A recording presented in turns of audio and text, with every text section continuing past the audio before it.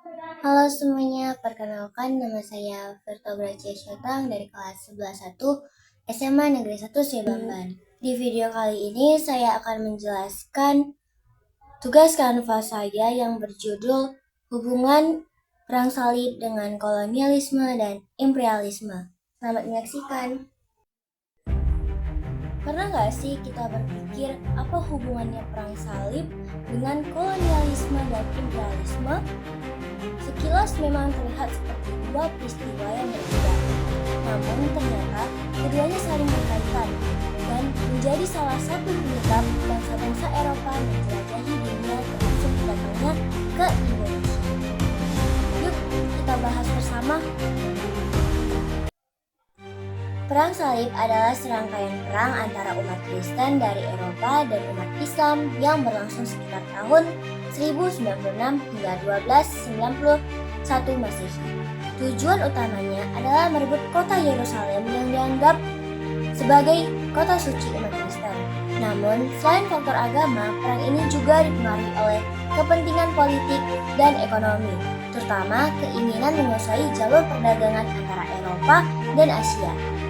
Meskipun perang salib tidak berhasil membuat bangsa Eropa menguasai Yerusalem secara permanen, perang ini justru membawa dampak yang sangat besar. Bangsa Eropa mulai mengenal berbagai kekayaan dari timur seperti rempah-rempah, sutra, parfum, serta berbagai ilmu pengetahuan dari dunia Islam. Sejak saat itu, permintaan rempah-rempah di Eropa semakin meningkat karena digunakan sebagai bumbu masakan, obat-obatan, hingga pengawet makanan. Lalu pada tahun 1453 terjadi peristiwa penting, yaitu jatuhnya Konstantinopel ke tangan Kesultanan Turki Utsmani yang dipimpin oleh Sultan Mehmed II. Konstantinopel merupakan jalur perdagangan utama yang menghubungkan Eropa dan Asia. Setelah dikuasai Turki Utsmani, jalur perdagangan menjadi lebih sulit diakses oleh bangsa Eropa, bahkan mereka harus membayar pajak yang lebih tinggi. Akibatnya, harga rempah-rempah di Eropa menjadi semakin mahal. Kondisi inilah mendorong bangsa Eropa mencari jalur laut baru menuju Asia agar bisa memperoleh rempah-rempah secara langsung tanpa harus melewati wilayah Turki Utsmani. Inilah awal dimulainya penjelajahan samudra. Beberapa negara yang aktif melakukan penjelajahan adalah Portugis, Spanyol, Belanda, dan Inggris. Misalnya, Vasco da Gama berhasil mencapai India pada tahun 1498. Kemudian, Portugis menguasai Malaka pada tahun 1511. Karena letaknya sangat strategis sebagai pusat perdagangan rempah-rempah, setelah itu Belanda datang ke Indonesia dan mendirikan VOC pada tahun 1602 untuk memonopoli perdagangan rempah-rempah. Awalnya tujuan mereka hanya berdagang, namun lama-kelamaan mereka mulai membangun benteng, menguasai pelabuhan, mengambil sumber daya alam, bahkan menguasai pemerintahan daerah yang mereka datangi. Tindakan menguasai wilayah lain inilah yang disebut kolonialisme.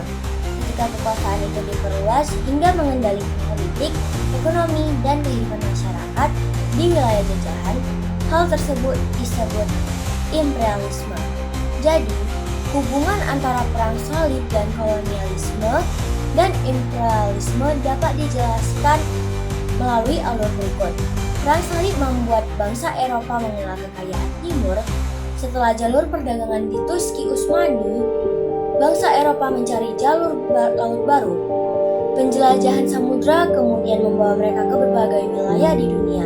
Dari sinilah lahir kolonialisme dan imperialisme, termasuk penjajahan yang pernah terjadi di Indonesia. Nah, sekarang kita bisa memahami bahwa perang salib bukan hanya peristiwa perang karena agama, tetapi juga menjadi salah satu awal perubahan besar dalam sejarah dunia yang akhirnya mempengaruhi perjalanan bangsa Indonesia. Terima kasih sudah menyimak. Jangan lupa like, share, dan semoga